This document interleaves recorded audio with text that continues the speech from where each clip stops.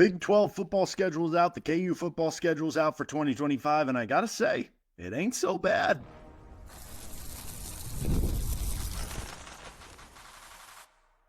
You are Locked On Jayhawks, your daily podcast on the Kansas Jayhawks. Part of the Locked On Podcast Network, your team every day. What's going on? Derek Johnson here at D Johnson Radio on Twitter, at Derek Johnson on Blue Sky. This is Locked On Jayhawks. Thanks for making it your first listen every day. Thank you to everydayers catching each and every show, wherever you get your podcast, whether it's on our YouTube page where you can like and subscribe, or anywhere that you get your audio podcast.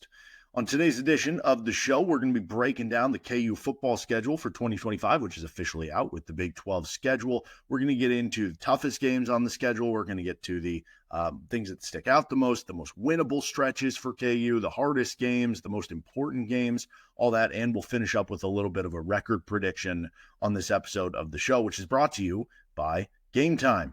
You can get tickets on Game Time. Download the Game Time app, create an account, and use code LOCKEDONCollege for $20 off your first purchase with Game Time.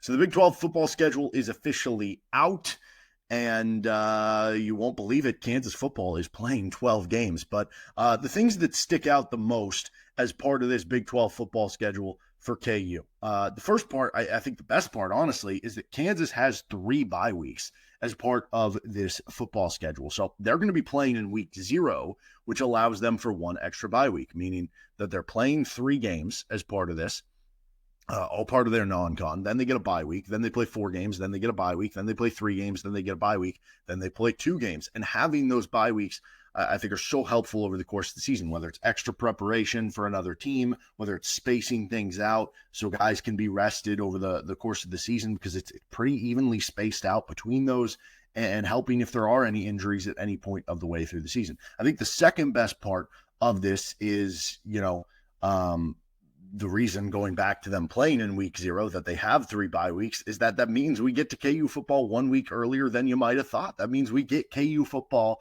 a week before normal. Isn't that a good thing? We're 1 week closer to the start of the KU football season in 2025, and we're 1 week quicker to that happening. I guess the one downside of that is it is a week shorter of fall practice in theory. I'm not 100% on that. I don't know if they just get to start fall practice a week earlier than everybody else, or if it means that they're just giving up a week of fall practice to therefore have a week of bye week later on, in which, you would prefer not to have that. But if it does mean fall practice starts a week even earlier, then that's also great too. And I think the third best part, as part of the schedule for KU, they avoided some key teams. If you're looking at the non-con, the fact that they avoided Illinois is pretty nice, because on ESPN's Way Too Early Top 25 for 2025, Illinois came in at number 13. But obviously this is for the Big 12 schedule that rounded out the regular season schedule. And Kansas got to avoid BYU, who was, a top 15 team in the country this past season. They're number 9 on the ESPN Way Too Early Top 25. Arizona State they avoided, who they lost to last season and is, defending Big 12 champions. They're ranked 14th on that poll. They avoided Baylor, who Kansas hasn't really been able to have success against in Baylor, and we saw crush Kansas last year and could be pretty good this year. And they avoided Colorado, and both Colorado and Baylor, by the way, are in basically the receiving votes section of the ESPN Way Too Early Top 25. They avoided all those schools. That is a pretty friendly schedule for KU, at least on paper, and what we're looking at. Now, the counter to saying that is that the Big 12 is totally random, and you look at the preseason expectations of who was expected to be the best teams in the conference a season ago, and Kansas State and Iowa State were kind of the only two in like that top 6 range who kind of hit up to the expectations. So in theory, I could point to this and say, oh, it's good Kansas is avoiding that team, and it's a pretty friendly schedule on paper. Well, all of a sudden, a couple teams on the schedule who you think are not going to be that good, or going to be more middling teams, end up being great teams like in Arizona State. And all of a sudden, a couple teams that you thought were, going to be good teams that you don't play end up maybe having a 6-6 season. Like, that can absolutely happen. We just saw that this season in the Big 12. So I take everything with caution when I talk about this schedule and everything like that. But I do think those are good things for KU as part of this schedule. What do I think the most difficult 2-game stretches are for KU, if we're to look at these as kind of pairs of schedules and anything like that? So moving over to the KU website, giving you a look, and specifically these are all the games. It's versus Fresno State at home. So that'll be kicking off the new booth August 23rd, which is that week 0 game. Then on August 29th, they're playing Wagner, which that'll be a Friday night game in the booth. Then they'll give them one extra day because they'll get ready to go on the road against Missouri on September 6th. Bye week, West Virginia at home to open up Big 12 play on September 20th, and home against Cincinnati on September 27th. Then they'll get a 2-game road tilt at UCF on October 4th and at Texas Tech on October 11th. And then they'll be back at home after another bye week, October 25th against Kansas State. Certainly interesting, that one not on rivalry week, but we've kind of seen that recently here. Then you're hosting Oklahoma State on November 1st. Then you're at Arizona on November 8th. Final bye week. Then at Iowa State November 22nd. And then you play Utah on either November 28th, which would be a Friday, or November 29th. So kind of a flex schedule as part of that one for how that works for the KU scheduling. I think the most difficult 2-game stretch is it's one of these two. It's either the 2-game stretch at Iowa State and versus Utah. I think a big part of that's going to depend how good is this Utah team going to be. If it's similar to last year's Utah team, that probably wouldn't be the answer. But I have a rousing suspicion Utah's going to be better in year 2 in the Big 12 and be more what we've typically seen from them in years past. Maybe not quite, Pac-12 champion Utah, but I think they'll be better than they were a season ago. Iowa State, that's a road game for you, and Iowa State has been a really good team here, and they're bringing a lot back from a team who was the runner-up in the Big 12. I think the other one for the most difficult 2-game stretch, right, because this isn't just taking into account one game, I'm talking back-to-back games. Honestly, that 2-game road stretch where you go at UCF and at Texas Tech back-to-back, because when you look at the longest stretch of games without a bye week for KU, it is those back-to-backers. They're on the road. You go to Florida, which is about as far as you can travel in the Big 12. Then you come back. Then you go to Lubbock, which is another far travel, the opposite direction. I don't know if people know how far west Texas or Lubbock is in terms of the state of Texas, and both those two could be good teams. I think UCF, I don't know. They're a huge question mark because they'll have a ton of talent and a ton of speed from the Florida area. I don't know how it all come together with Scott Frost and everything like that. But with Texas Tech, they've recruited well in the portal. They've recruited well at the high school ranks. Like, they haven't had that breakthrough season necessarily yet, but they've been pretty good these past couple of years. I could see this being a breakout season for them and then winning 9 or 10 games, competing for a Big 12 title. Like, those will be a really tough 2-game stretch. As far as the most winnable 2-game stretches for KU, if we go to that Fresno State Wagner back-to-back, I mean, that obviously has to be the number one because you should win the Wagner game, and that automatically makes it a little bit more winnable. And then Fresno State, they were pretty good this past season. They lost a lot of good players in the transfer portal, so we'll see what happens there. But, that should be it. The West Virginia-Cincinnati back-to-back, because you're getting West Virginia off a bye week, and then Cincinnati, it'll kind of remain to be seen how good they are. They were a lot better this year, or in 2024, I should say, than 2023.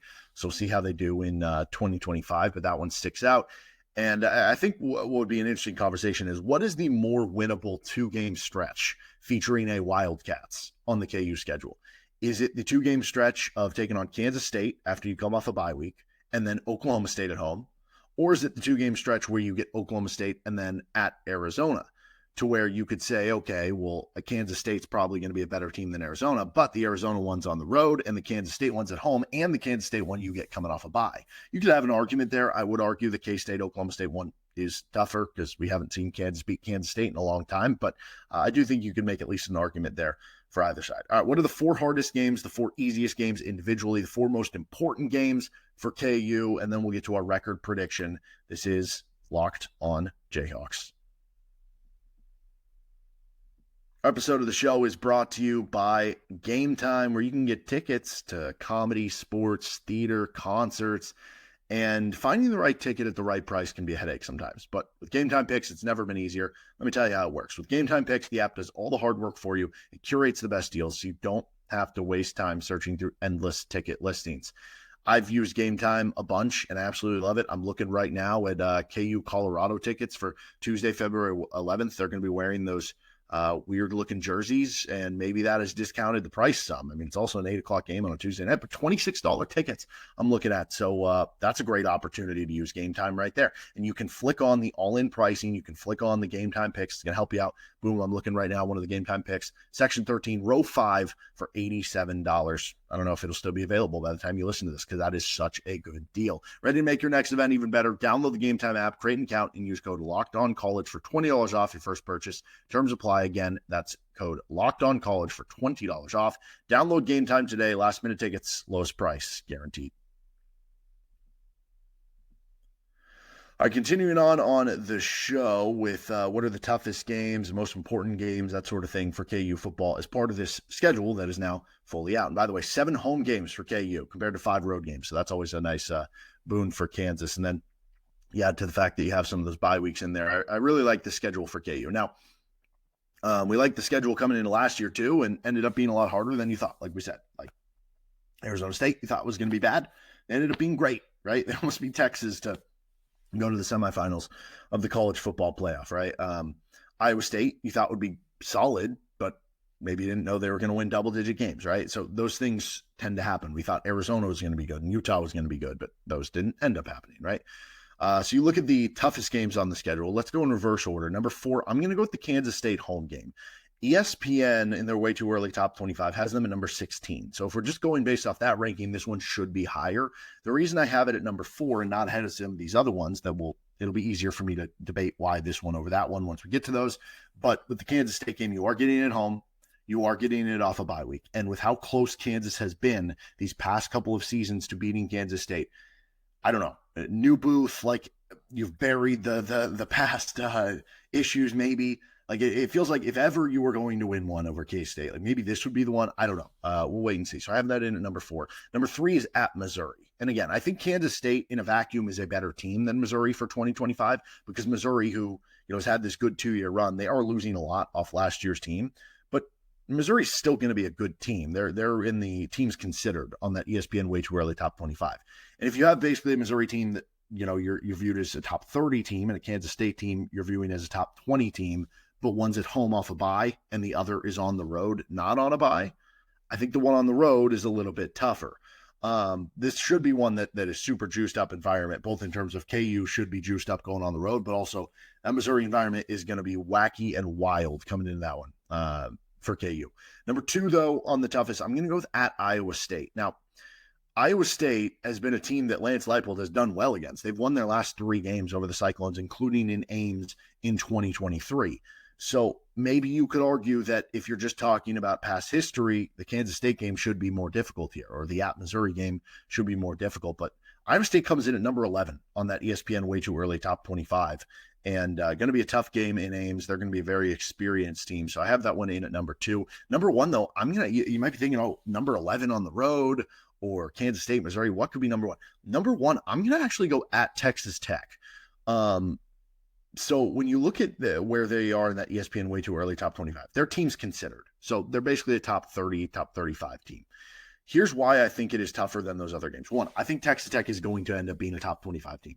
I was just on with Cam Stewart for Locked On Baylor, and he asked me to give a Big 12 title prediction. And I just kind of thinking on my feet, threw out like Baylor, and I like Houston as a long shot. The more I think about it, I think I'm going to go with Texas Tech is a team that I think can be in the Big 12 title game. Like I'd probably go with Texas Tech and Baylor, and then Houston's my dark horse. I think Texas Tech is going to have the goods this year. I really do. So I think they're going to be a really good team. It's a really tough place to play in Lubbock. On top of that, it will be your 4th straight game in that game in Texas Tech, and it will be your 2nd straight on the road. It is your longest stretch all season long without a bye week. So you have the fatigue factor, you have the long travel factor, you have that it's a good team, you have the playing on the road. I think the Texas Tech game, that's what I have as the toughest game. But again, all this could go away. Tech could easily go 5-7, and Iowa State could be 10-2. Or the schedule in the Big 12 is just going to be kind of bananas, to say the least. What about the easiest games as part of this on the schedule? I'm going to go with number 4 versus West Virginia. Right, I think West Virginia will be a decent team. Rich Rod's first year in Morgantown, but there could be some growing pains with adjusting the roster. I know it'll be easier nowadays with the transfer portal where you can adjust it on the fly a lot quicker than maybe 10, 15 years ago. But, there could be some growing pains in the style they want to play. Plus you're getting that one coming off a bye, right? And I think that's super important. And you're getting that one at home against a team you lost to in a game that you probably should have won last year. So maybe a little extra edge. Number 3 is versus Oklahoma State. And this is one where I put Oklahoma State in the bucket as like the same as like TCU, which I guess that's another good thing. KU avoided TCU because we saw what the athleticism of TCU did to them last year. But Oklahoma State is one of those teams where it's like on paper, I'm like, oh, they were bad this year. Now you're getting them at home this year. And it's like, oh, this should be great for you. But the track record of Mike Gundy says that they're going to bounce back this year, right? Then again, there's been a lot of hot seat stuff with Mike Gundy. So if this is the time, maybe it's all crumbling by then. And then maybe you're playing a much easier game. So I have that in at number 3, but I feel scared doing it because it would shock anybody if all of a sudden Oklahoma State were 9-3 this year, right? I don't think that would shock me. Number 2 on the easiest is the Fresno State game. That is a little bit scary that that's the second easiest. But I'm not going to pick one of these Big 12 games over it necessarily, right? I mean, Fresno State, you look at it, they're losing some key players, lost their quarterback to the portal, lost one of their good receivers who KU was in the portal. Their head coach, Jeff Tedford, had to, retire during, I want to say it was summer or spring ball of last year, and they weren't quite the same team. I think they're going to put up a good fight against KU. They typically play well in these games. They played well against Michigan on the road and then non-con this past season. But again, I'm not going to put it ahead of one of these other teams. And then number 1 on the easiest has to be the Wagner game. I mean, I don't really need to get into that one even more why that would be easiest. What about the 4 most important, though, on the list for KU? So again, we're going to do reverse order here. Number 4, I'm going to say the Utah game at home. The Utah game is kind of similar to the Oklahoma State game. Like if you told me one of Utah or Oklahoma State was way better than they were a season ago, I would totally buy it. Now, I don't necessarily know which one, but with Utah, you're also looking at that one being senior day.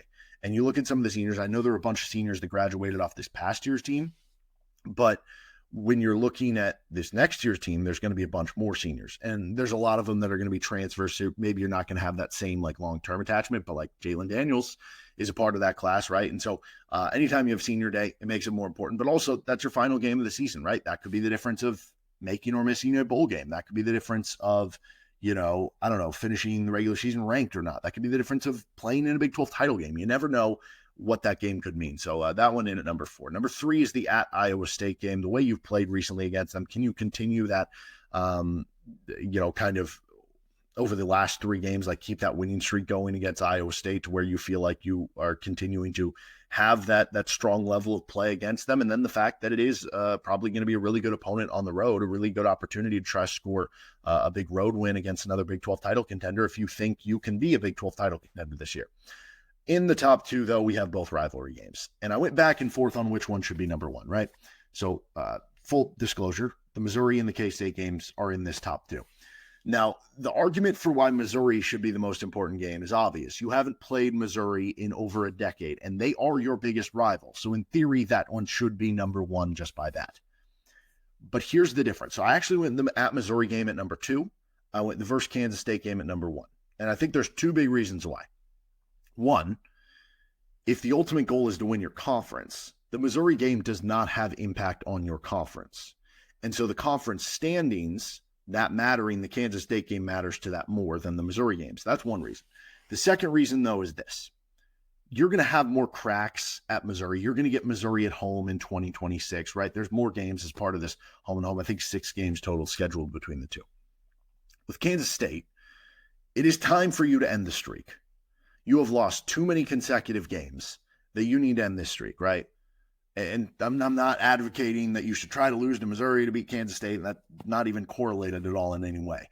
But I'm just saying, I think the Kansas State one, especially when you look at how well Kansas is recruited in state this season, if you're able to snap the streak and add a Kansas State win to that as well and beat a team who's in your conference who, again, theoretically, if you think you can compete for the Big 12 title, that win would go a long way in helping to do that. That win would go a long way in helping you with, what order of bowl game you would go to.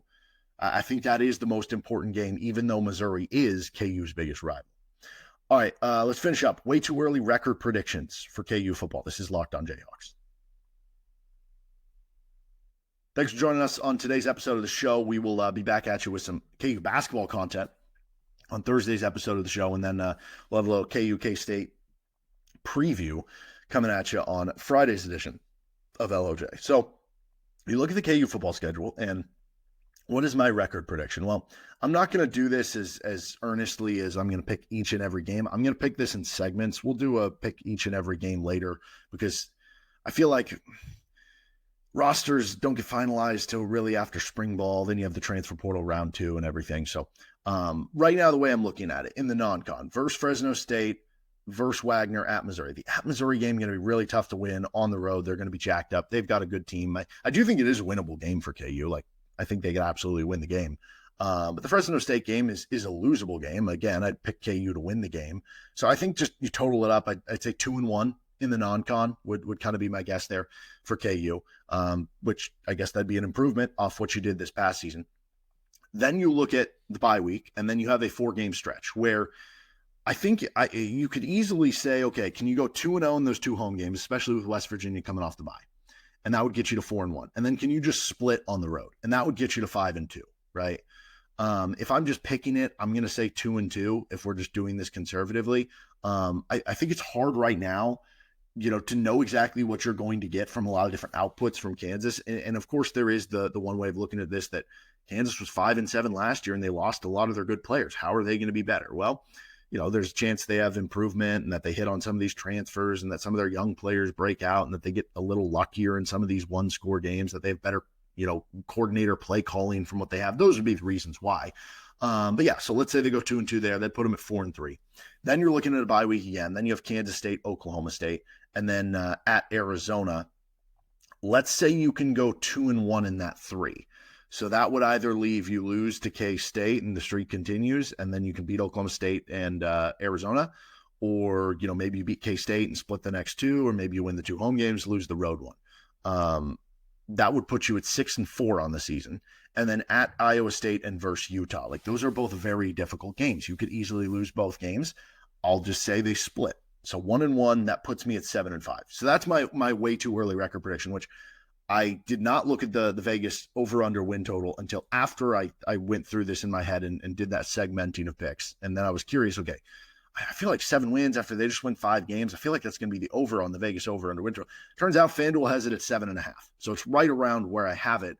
But that makes me feel sad because I feel like that's me being pessimistic, saying it's under 7.5. And I don't want to pick the under on the over-under win total. So we're just going to boost it up. We're going to say 8-4. We're going to say 8-4 for the people on the record prediction here in Jalon Daniels' final season for KU. All right, that'll do it for this episode of Locked On Jayhawks. You can find our show anywhere you get your podcast, including on our YouTube page. We'll be back with you tomorrow to talk a little next season KU basketball possible lineups as well. And we'll be back on Friday for a little KU K-State preview. See you then with Locked On Jayhawks anywhere you get your podcast or on our YouTube page.